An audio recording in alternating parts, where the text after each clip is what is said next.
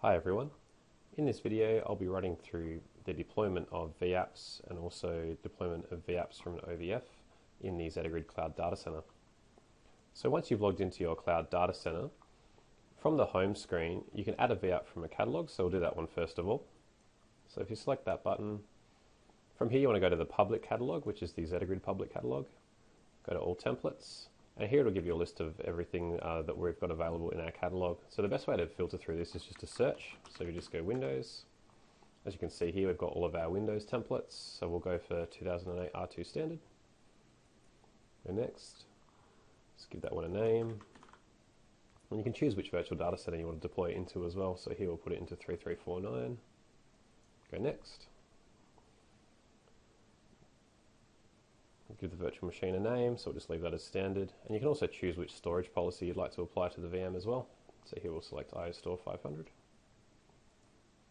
This is the networking tab, so you want to see here which network you want to put it onto, and you also want to give the virtual machine a name as well. This is actually the computer name of the virtual machine, so this will assign this computer name to the operating system of the VM.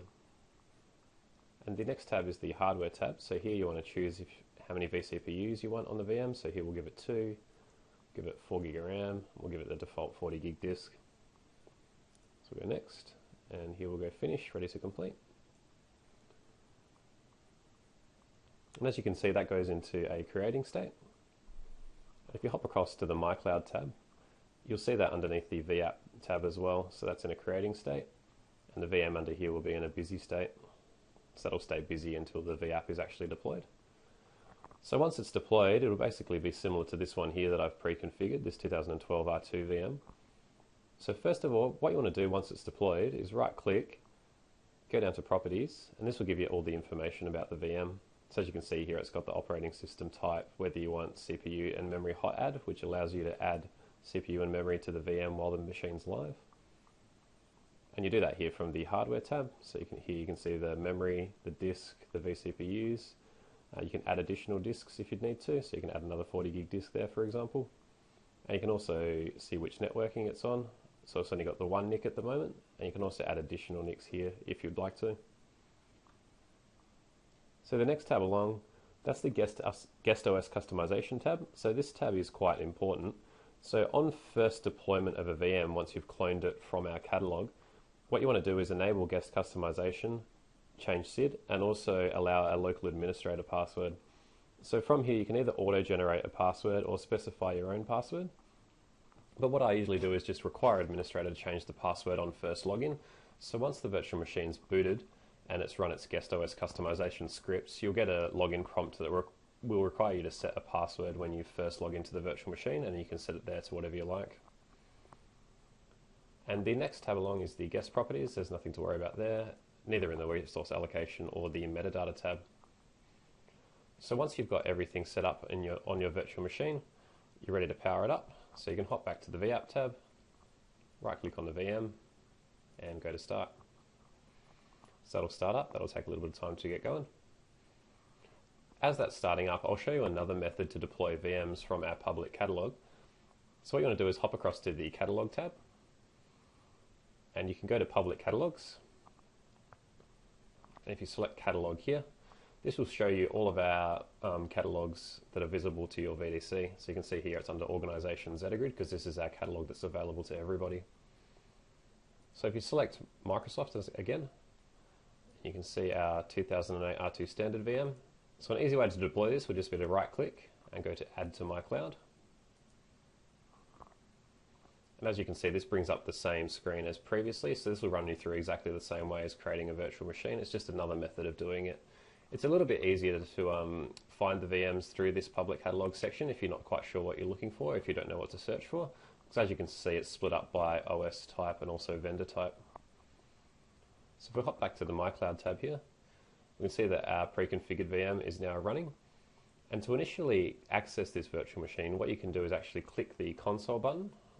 So underneath consoles here, you'll see a console window. So if you select that, it'll bring up a new window. And this will then connect to the console so you can initially log in. So as you can see here, we've got a Control-Alt-Delete to log in. So you can press the Send Control-Alt-Delete button, which is over here. And that brings you to the login prompt. So this console window will not initially work unless you have the vMRC console plugin installed. So if you do not have that installed and you click the console window button, it will prompt you to install it. So you'll have to go through that install process before you can bring up this window. And that is compatible with Chrome, as you can see I'm using here, and also IE and Firefox. So we'll just close that one off. So the next step will show you adding a vApp from an OVF. So if you hop back to the home screen, here you'll see you'll be able to add a vApp from an OVF. So if you select that button, you can go to URL or local file. So in this case, we'll go local file. We'll go to browse. As you can see, I've got a turnkey lamp appliance here, so we can select that one to upload. Go next. This just gives you the information of the OVF. Give it a name and also choose which VDC you want it to go into. We'll go into 3349 again. Go into IO Store 500. Give it a computer name and as well as a network to place it onto. You can customize the hardware, I'll leave it as default. Go next, we're ready to complete, and we'll go finish. And that'll bring up a new window, which is just your transfer progress. So once this is completed and it gets to 100%, this OVF will now be available to you in your VDC and will be ready to power up and use. So the add vApp from OVF method is probably the best way to get OVFs into your VDC. So if you have existing VMs that you're able to convert to OVF format, this would be the best way to import it to your VDC. So the next tab we'll go to is the catalog tab. And similarly to how we just uploaded that to the VDC, you can actually do the same thing regarding vApp templates as well. So if you have a template VM that you'd like to deploy other VMs from, you can go to the vApp template tab, select upload, and you basically run through a similar process. You can browse to a local file, upload the OVF template and select the catalog that you want to place it into, which is my catalog. And once that's done, you'll basically see a catalog item here that you can deploy VMs from. So this is just a template section rather than an actual vApp that's been deployed into the VDC. And that's true for the media tab as well. So if you select upload, as you can see, you get a similar window where you can go to browse to a local file and you can choose to upload an ISO if you have any.